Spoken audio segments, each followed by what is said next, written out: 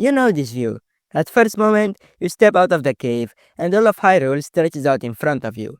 And like most people, I thought I understood what made this moment so special. It's just a really big, beautiful world, right? But after dozens of hours exploring every corner of Hyrule, I realized we've all been missing the real genius here. This wasn't just Nintendo making a bigger map, this was them completely rewriting the rules of what an adventure game could be. And it started with one incredibly brave decision that changed everything. For years, open world games were just bad, and it's hard to argue with that. Maps were a chaotic mess of icons, a million quests told you exactly where to go, and the games held your hand every step of the way.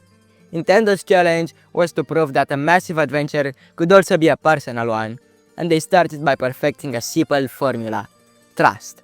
From the moment you stop off the Great Plateau, the game trusts you implicitly. There's no long checklist, it just gives you a single goal: defeat Ganon, which is the final boss, and then sets you loose. If you're brave enough, or maybe just crazy enough, you can run straight to Hyrule Castle and try. This was a revelation.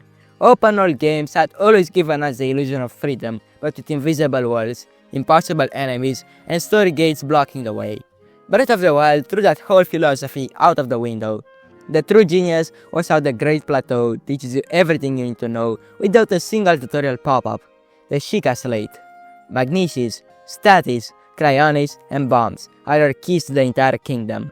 The game never tells you how to solve a puzzle, just gives you the tools and trusts you'll figure this out. This allows for a journey that's completely your own, defined not by a script but by your own curiosity. So, if the game doesn't give you a map of icons, how do you know where to go? The answer is so simple, it's brilliant. You just look. Breath of the Wild world is a masterpiece of quiet guidance. The developers used what they call the triangle rule, filling the landscape with peaks and mountains. As you climb one, the world on the other side slowly reveals itself, always presenting something new to be curious about. There's always a strange building on the horizon, or that orange glow of a shrine pulling you forward. This design turns the simple act of getting around into its own reward. Think about climbing. In most games, a mountain is just a wall designed to keep you on a specific path. In Breath of the Wild, a mountain is a wide open highway. The ability to climb almost anything makes the world feel real and completely open. If you can see it, you can go to it. And the towers were genius. They reveal the map, sure, but only the land itself. It's on you to pull out your scope, mark out whatever looks interesting, and forge your own adventure. The game never tells you what you'll find. It could be a tiny Korak puzzle, a stable full of people, or just an incredible view. That feeling of being a real explorer is what makes every discovery so exciting. But this is where Breath of the Wild goes from a great game to an all-time masterpiece: its physics and chemistry engines. These systems create a world that feels less like a game and more like a real, logical place. Fire burns grass, which creates an updraft you can ride. Metal attracts lightning, which is a major hazard in thunderstorms, but also a tool you can use against enemies. These aren't one-off tricks, they're universal rules, and the game is begging you to break them in fun ways. This idea bleeds into everything, especially combat. You can chop down a tree to roll the log into an enemy camp. You can use magnesis to drop a metal box on their head. This is emergent gameplay, solutions that even the developers may have never planned for. Every fight becomes a puzzle, and the game rewards you for being creative, not just for having good reflexes. And the game will test your creativity. Learn this the hard way fighting Thunderblight Ganon, easily the toughest of the 4 blights. This thing is fast, hits like a truck, and its second phase, it drops metal pillars to conduct electricity. At first I kept dying, because I was trying to fight it like a traditional boss.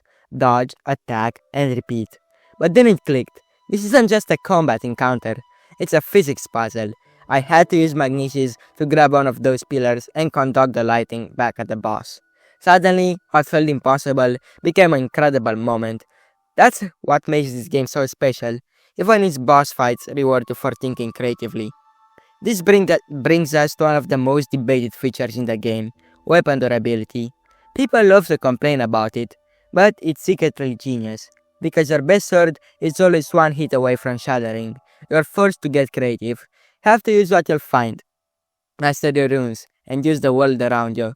It constantly pushes you out of your comfort zone and forces you to engage with that incredible sandbox. Makes you feel less like a warrior and more like a resourceful survivor. It's this insane depth that has people still finding new things in the game years later. But there's another side to Hyrule's genius, its soul. You'll hear some critics say that Breath of the Wild world is empty, but they're missing the point. That emptiness is a powerful, deliberate choice. It's not empty, it's spacious. Those quiet moments on a cliffside with just the sound of the wind and a few piano notes are there for a reason. They give you the room to breathe, to think, and to just exist in this beautiful, melancholy world. This creates a feeling of lonely, post-apocalyptic beauty that's just as important as the big action moments. The entire world tells a story without saying a word. You can stumble on the ruins of a farm and can't help but wonder what happened to the family who lived there. You see giant and ancient skeletons and imagine the epic battles they fought. The story is baked right into the ground you walk on. And instead of a giant dungeon, the game gave us 120 mini dungeons, the shrines. This was another genius move. It means you can be exploring, dive into a shrine for a 50-minute puzzle, get a tangible reward, and then pop right back out into your adventure. It keeps the game moving at your pace and guarantees there's always a cool discovery just over the next hill. You can't overstate how much this game shook up the industry. It was a shock to the system, proving that players were starving for worlds that trusted them and rewarded their curiosity. We see its DNA everywhere now. Games like Genshin Impact took its climbing and gliding mechanics wholesale. Even a game like Elden Ring, from a completely different lineage, shares that core philosophy. Its director has expressed great respect for Breath of the Wild, and both games trust you to find your own path using giant landmarks to pull you forward instead of a quest marker. They brought back a sense of true adventure that had been missing for years. Breath of the Wild was a reminder that the journey itself should be the reward. It proved that you can throw out an old formula, take a huge risk, and completely change the game. So, when you step back and look at the whole picture, what made Breath of the Wild so perfect? It wasn't just one thing, it was a complete shift in philosophy. It was about making freedom feel meaningful. A world that spoke a language of curiosity, a sandbox of rules that begged you to break them, and a world that was just as beautiful in its quiet moments as it was in its biggest fights. The game doesn't just tell you a story about a hero, it gives you a world and a box of tools and invites you to become one yourself. And that feeling, that personal sense of wonder and adventure, is what makes it a masterpiece. I genuinely want to know what you think. What do you believe is the most genius part of Breath of the Wild? And what is your favorite moment of discovery? Let me know in the comments.